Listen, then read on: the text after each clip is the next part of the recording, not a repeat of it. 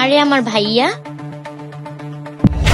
কিরে বোন, তুই স্কুলে না যাওয়া বাদ দিয়ে তুই এখানে কি করস? ভাইয়া এমনি একটু আসছিলাম, এখন চলে যাবো স্কুলে। হ্যাঁ যা।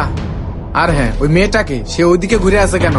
না ভাইয়া কিছু না, ও আমার বান্ধবী। কিছু না মানে ও ওইদিকে ঘুরে আছে কেন? এদিকে ঘুরতে ক। কিরে ঘুরতে কস না কে? খারাপ। কিরে তোর বান্ধবী কিন্তু ওর এই অবস্থা কেন? ভাইয়া আমি কিছু তো জানি না। এই মেয়ে সত্যি কথা বলো, এগুলা কিভাবে হয়েছে? না না ভাইয়া, আমি জানি না কিছু। দেখ সত্যি কথা বল, কেমনে এটা হয়েছে? তোরে বারবার বলতেছি সত্যি কথা বল। ভাইয়া সত্যি করে বলতেছি, আমি জানি না কিছু। আমার ওর সাথে অনেক দিন ধরে দেখা হইতাছে না। পরে আমি আইতাছিলাম এদিক দিয়ে স্কুলে যাব, পরে যাইতে যাইতে দেখি তুমি আইসা পড়ছো।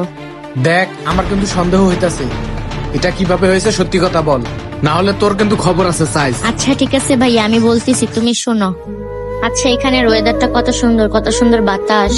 হ্যাঁ, আজকের ওয়েদারটা অনেক সুন্দর। তুই স্কুলে যাস নাই কি আজকে? আচ্ছা তুই চিন্তা করিস না, কালকে থেকে স্কুলে যাব। অনেকদিন ধরে স্কুলে যাস না তুই। আচ্ছা চল, তোকে আগায় দিয়ে এসে আমি বাসায় যাব। আচ্ছা শোন, কাল থেকে স্কুলে যাবি। এই শালিরে 2-3 মাস টার্গেটে রাখছি, একদিনও বাটে পড়ে নাই, আজকে বাটে পড়ছে। আজকে তোর খবর আছে। এই খারাপ। আরে আপনি আমাদের পথ আটকালেন কেন?